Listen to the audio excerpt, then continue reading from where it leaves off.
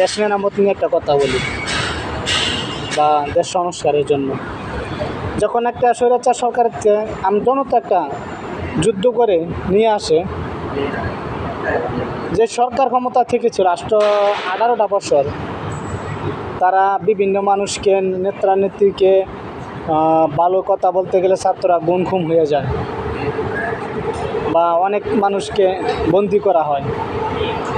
দেশ মেরামতের প্রথম কাজ হচ্ছে জানেন আপনি, এই স্বৈরাচার সরকারে কি করছে, যারা মিথ্যা মামলায় ভুগছে তাদেরকে,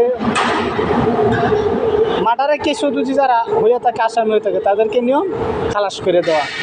আর যে সরকার বিভিন্ন আইন শৃঙ্খলা বাহিনী নিয়ে, পুলিশ নিয়ে, ছাত্রলীগ নিয়ে বা বিভিন্ন মানুষ নিয়ে গুম খুমজন করেছে, দেশ সংস্কার করার জন্য প্রথম কাজ হয়েছে যারা এই গুলিতে জড়িত তাদেরকে ধরে আইনের আওতায় আনা হোক। যারা মার্ডারের বদলি ফাঁসির আওতায় থাকলে তাকে ফাঁসি দেওয়া হোক। হাজারো নেতা বন্দিত মানুষ মারা গেছে, হাজারো ছাত্র মারা গেছে। আমি তাদেরকে না আগে বন্দি করব যারা দেশের লুটটা ফাইটটা খাইছে, যারা দেশকে পদ্মপত্র নিয়ে গেছে। এটা বলা হয় দেশ সংস্কারের কাজ। একটা বিরোধী নেতাকে বা যে কোনো একটা হামলা, একটা কোন সরকারে কোনো বলে দেয় না যে হ্যাঁ উপর হামলা করো, জ্ঞান হামলা করো, এটা বলে না।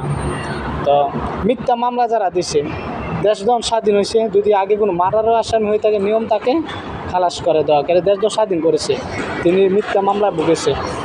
তো আপনি দেশ সংস্কার করবেন এটা নিয়ে, নাইলে তো আপনার এই দেশ একদিক দিয়ে আইন চালু করতে যাবেন, হেন্দা আপনি হরতাল মিছিল করতে যাবেন, পিছন দিক দিয়ে কিন্তু তারা আক্রমণ করবে আপনারা। যারা হানাদার বাহিনী এবং কিন্তু জড়িত, তারা দেশ আছে, তারা কিন্তু আপনাদেরকে আক্রমণ করবে। অন্য একটা দলকে তারা কিভাবে নষ্ট করবে, তারা এই পরিকল্পনা করবে, একটা সুবিধাবাদী দলের সাথে যুক্ত হবে। আপনি দেশ সংস্কার করবেন আগে, যারা এই সরকার থাকতে, মিথ্যা সরকার থাকতে বিনা ভোটে ভোট কইরা পাস করেছে, তাদেরকে আইনের আওতায় নেন, তার যে যোগ্য শাস্তি দেখ। একটা মার্ডার করা মানুষের কি খামখেয়ালি? একটা মানুষ ভবিষ্যতে অনেক কিছু করতে পারবে। আপনি লক্ষ লক্ষ কোটি টাকা কামায় তো আপনি টাকা পাবেন যদি মানুষ আছে। তো ওর যে জীবনটা গেছে, হাজারো মা বোনের বুক খালি হয়ে গেছে, হাজারো ছাত্র জনতা বুক খালি হয়ে গেছে। তাদের যেই আইনের আওতা আনার দরকার, যেই স্বৈরাচার সরকার যেই সব করেছে, তাদেরকে ফাঁসির আওতায় আনার দরকার। আপনি তাদেরকে আগে আনেন, তো ওনার দেশের জন্য বিভিন্ন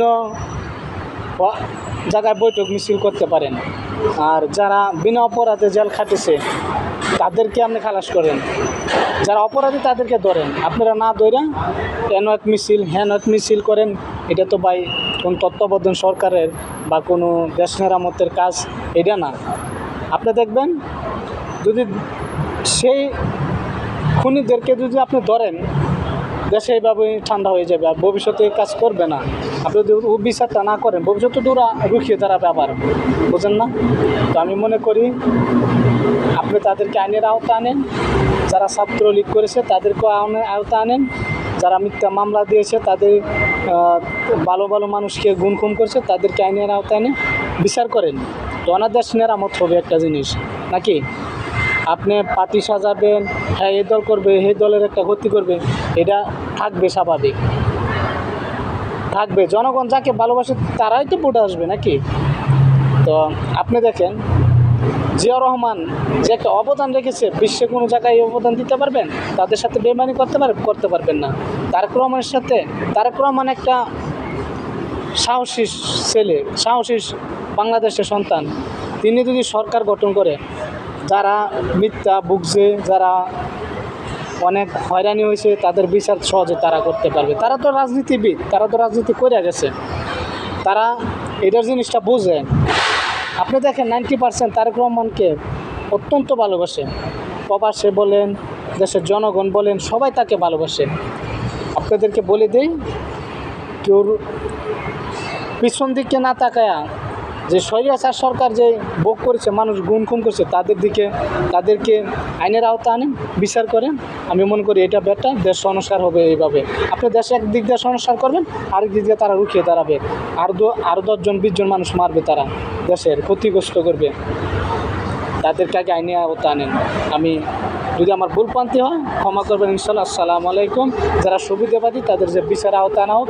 দেখেন কত গরিব মানুষ বাড়ি ঘর নিয়ে গেছে, তাদেরকে এগুলি ফেরত দিয়ে দেন। যারা মিথ্যাবাজি করে ওই আওয়ামী লীগের পক্ষে নিয়ে যারা সুবিধাবাদী দলের লোক আছে, তারা ভোগ করে গেছে জায়গা জমি, তাদেরকে ফিরিয়ে দেন। গরিব মানুষের কী কইল ও নেতা এই নেতা, ভাই একটা জিনিস, রাজনীতি করতে গেলে মানুষের ভুলপ্রান্তি হতেই পারে। তারা তো আর খুন খারাপই করে নাই, তারা তো কোনো মানুষ মারে নাই। কিন্তু এই সরকার লক্ষ লক্ষ মানুষ, বিডিআর, আর্মি, সেনাবাহিনী কতগুলি মানুষ মেরে ফেলেছে, কতগুলি তারা স্বৈরাচারী করেছে। তাদের আইনে আওতা আনা হোক। আসসালামু আলাইকুম।